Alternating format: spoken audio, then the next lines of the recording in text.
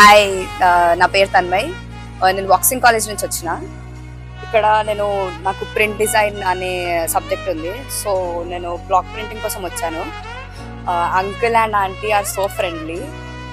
వాళ్ళు నాకు ప్రింట్ 1 hourలో చేసి ఇచ్చేసినారు. మొత్తం దాన్ని ఎండబెట్టేసినారు. మొత్తం అయిపోయింది ప్రింట్ కూడా. ప్రింట్ మాత్రం చాలా పర్ఫెక్ట్ ఉంది. నేను ఒక్కసారి కాంటాక్ట్ అయిన ఇన్స్టాగ్రామ్ నుంచి చాలా మంచి రెస్పాన్స్ ఇచ్చినారు.